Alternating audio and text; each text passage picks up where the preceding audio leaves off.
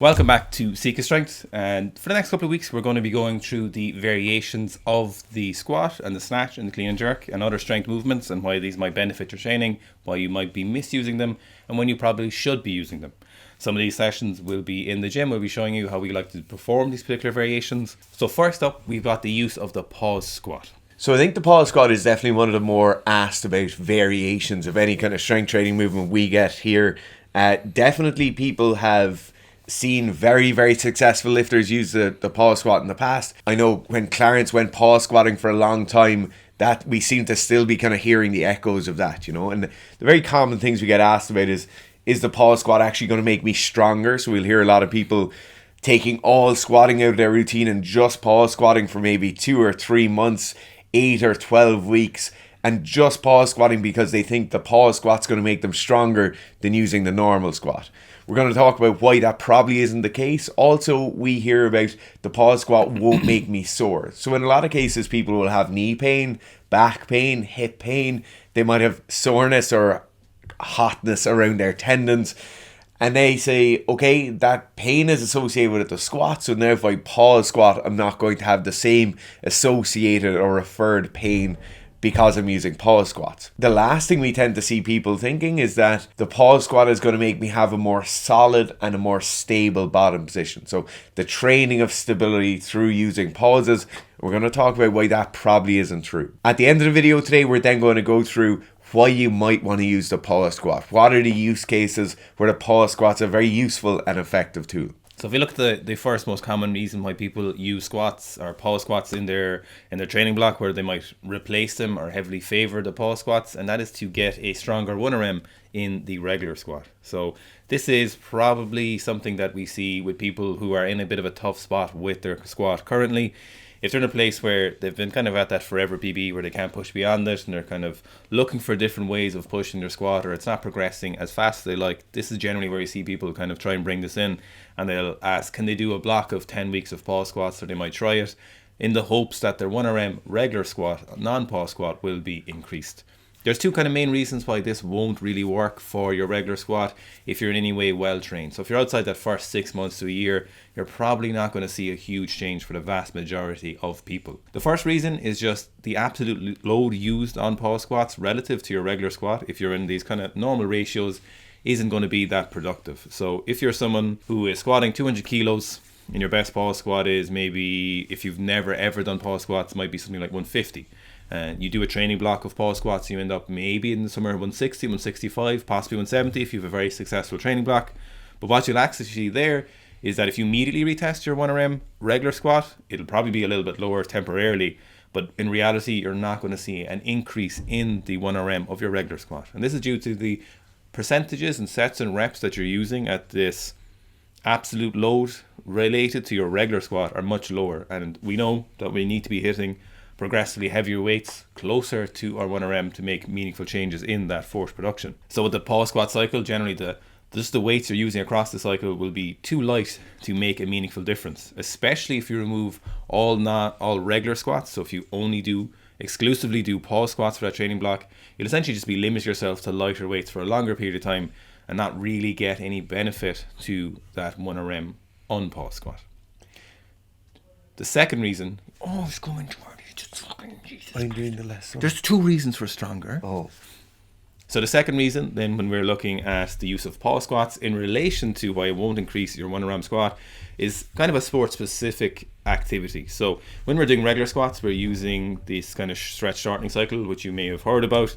It's essentially the use of your muscles and tendons, and your tendons attenuate the force put into them and produce force much greater than what otherwise be produced from the muscle alone. So when you're training this ability with your tendons, and you're doing this in a regular squat, you're training this kind of aspect of the regular squat. But when you move to the pause squat, then you are reducing your kind of familiarity in your body's ability to produce force via this stretch shortening cycle in conjunction with your tendons. So when you practice this, you get better at it, you increase your pliability of your tendons, you increase slightly the cross-sectional area of your tendons, and as training goes on, you get more familiar with this. But if you completely do pause squats, you're massively reducing the use of this stretch shortening reflex and this kind of power attenuation from your body. When you practice these pause squats, you're essentially falling out of practice with this very beneficial action. And so when you return to the regular squat, you've essentially just kind of lost this ability, or not lost this ability, temporarily dampened this ability in your regular squat, and you're just kind of hamstring yourself for no good reason. The second thing, and probably one of the more common things we see the pause squat being implemented for, is it's going to make them less sore. So you might have sore knees, sore back, as we spoke about earlier, sore hips, and the pause squat is a kind of regular plug-in in that case, right? So maybe it's you, or maybe it's your coach, your squat's getting sore, say, okay, we're going to do pause squats for a few weeks. So what's going on here, right? The first thing is along the same lines of what Owen talked about there, the artificially limited load that we get when we use a pause squat. Our pause squat 1RM is probably going to be somewhere between 70 and 85% of our normal squats 1RM. So that's immediately going to take some of the loading off. Now, it would probably be more effective if we just load or lessened our load in the normal squat and still had the standard motor pattern we have, but that's the first thing we see. We're sore. You automatically need to limit the loading through the system, so you put an auto-regulation system in place there. What's going on though when we start to do a pause squat versus doing a normal squat? So imagine your quadriceps muscle attaches onto your kneecap through your quadriceps tendon. So your quadriceps tendon is essentially like this exercise band. It's a very flexible and loadable elastic piece that goes from the muscle onto the bone itself, right? And the quad's a bit strange because it goes to a bone and then another tendon and then onto another bone again. But for the sake of simplicity, you can imagine the quad is like a motor piston. It's going to be able to push and pull. It will pull against the tendon. That tendon will then pull against the bone. So as we start to sit down into the bottom position of the squat, that quadriceps muscle is elongating so that that piston is pulling out. It's elongating under load and under force, so it's that eccentric muscle loading. When you hit the bottom position of the squat, it's not like our muscle then suddenly just elastically pulls itself apart. Some of that loading will be stored up in that elastic band of the tendon. So that's basically what the stretch shortening cycle is, right? We get some sort of load stored in that tendon between the muscle and the bone. Now, if we're sitting very quickly into the bottom of a squat and really bouncing and hitting that bottom position hard, we get a lot of elastic energy stored in that tendon. What you'll also get is that just before you hit the bottom position, the quads will start to contract in initiation of that upward drive. So it's actually getting ready for the concentric drive as you stand up out of the bottom position. And so now not only do we have some stored elastic tension from that kind of amortization phase as you want to stop yourself from dropping down into the bottom, but now the quad is getting itself ready to stand up out of the bottom of the squat. So we've increased loading again in that quadriceps tendon and in the patella tendon below that. When we do a pause squat, what we're essentially doing is allowing for some of this tension to be alleviated. So as you sit down into the bottom position, you'll still have some of that tension built up. You'll find then as you sit and wait in the bottom position, that tension will slowly alleviate. Now, hopefully some of that tension will stay there because we actually want to be activating that stretch shortening cycle even in the pause squat. But you'll find that some of that tension will alleviate. That quadriceps tendon will get slightly looser. There'll be slightly less force transferred through it. And then we'll stand up out of the bottom position. Now, where do we start to see issues with people's tendons? The main place we see tendon issues is when the slope of progression, so we either progress too quickly from week 1 to week 2 to week 3, or we see the incorrect starting position for loading in a training program. So these are the two areas where you should start looking for if you're starting to get the tendony stuff or any of those aches and pains around the joints, rather than immediately wanting to go away from the actual movement you're trying to get better at and get into something different like a pause squat. Now, the third reason people often use pause squats is to improve their bottom position for the squat. So if they frequently end up in a poor position coming out of the bottom of the squat, a lot of times they will use the pause squat in the hopes of improving this. So it's not a bad idea, and this third reason would be more of a grey area, tending towards that it generally doesn't work. Sometimes it can be a little bit beneficial. You get time to sit in that bottom position.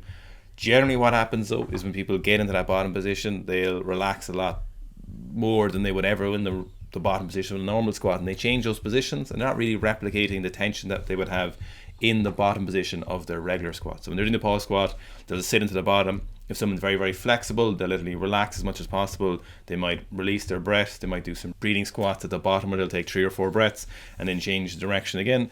But essentially what they're doing there is not replicating the bottom position they'll have in their regular squat. So they'll just start breathing out, they'll relax their lower back, they'll relax their upper back. They'll essentially just sit into that bottom squat with as little tension as possible. So when people are using them, they generally use them in the incorrect fashion if they're trying to replicate and improve their bottom position of the regular squat. The second reason why it doesn't really improve the bottom position of your regular squat beyond those first couple of months is that when you're doing that regular squat, like we're talking about that kind of amortization phase, when you're changing direction at the bottom, generally it's with heavy weights and changing direction as fast as possible. So speed of change is generally what catches people, and doing those at heavier weights is something that just needs to be practiced. Again, think of that as a sport-specific skill, and if you're not practicing that sport-specific skill, it doesn't really improve as much as it should. Now, the pause squats will help a little bit if you are very diligent with them, if you maintain that tension as best as you possibly can and you're replicating the bottom position of your regular squat, but it doesn't really work out that way in reality for most people. So there is a case to be made here slightly if you do them very, very diligently and you maintain those positions as best as possible, but at that same time, even if you do this, that change in direction, that speed, does make for a very specific skill that needs to be practiced, and we just don't really see those pause squats making meaningful change to that bottom position. Rather, what we'll see more productive is essentially just practicing back squats with a better change in direction, with load that is reduced, that allows you to change that direction under speed with better positions. Now, that's not the case for everything, and that won't be the answer for every variation we look at. But in this particular case, it's generally the better option is just do better back squats with lighter weights for a period of time while you're changing direction under speed. So when should you use a pause back squat? When's it going to be useful? I think the first time you should start looking for the use of a pause back squat is when you need some novel loading, some novel stimulus. And the classic case of this is during your prep phase. So maybe an off-season block, maybe as you're getting back into training, maybe as you're preparing to start a new training block. Some novel loading or some novel stimulus is actually a very, very positive thing, right? So you get this kind of need for an increase in work capacity when you're going through a prep phase or going through an off-season period of training. What does the pause back squat give us in kind of as an advantage over a standard back squat? First thing would be more time under tension. So you actually have the barbell on your back for a longer period of time. If you're looking to increase your work capacity, just having maybe 50% extra in each set for your just time under load can be really beneficial. The second thing it offers you is that kind of artificial loading we spoke about earlier. So during your prep phase, you'll have had some time off, or you'll need some time off. And so an artificially lowered load can actually be really beneficial for that. I think the last time a pause back squat can be useful is when you need some sort of mental break. So putting a barbell on your back, knowing you're going to sit down under load and try and drive up as aggressively as possible can be quite mentally fatiguing, particularly as you get toward the end of long, arduous training blocks. That's a challenging thing to do. Now, nobody here or a lot of people here aren't going to be afraid of putting a barbell on your back and squatting heavy weights, right? Most of the people who watch these videos will enjoy that. They'll enjoy that challenge of having to do that.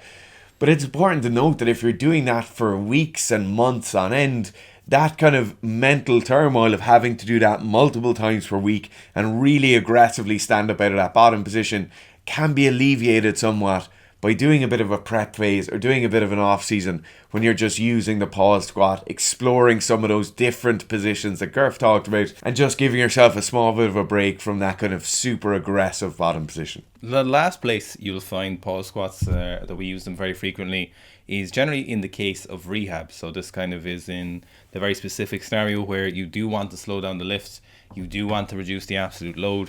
So if we have someone coming back from generally a lower back injury or maybe a hip injury or something like that, the slow tempo forces you to give them a chance to reacclimatize with the squat. So they're relearning the squat, so they're coming back into the squat and they need a chance to keep that load nice and consistent, find their way through the positions. So when you're learning skills, you are learning them slowly first, and then you go through that autonomous phase where you're talking out and you're thinking through each action, and eventually becomes automatic. And when you're coming back from a pretty severe injury, depending what that is, it gives you a chance. You need to treat it like you're coming back and relearning the skill as best as possible, because in some cases you may have had some poor motor patterns, or you've been going through some movement habits that were compensating for that injury, and it's now is a good opportunity to learn these, where you can relearn them under lighter loads, under much less psychological and physiological stress. So it gives you a chance to practice these positions, and so we have to slow that down a little bit.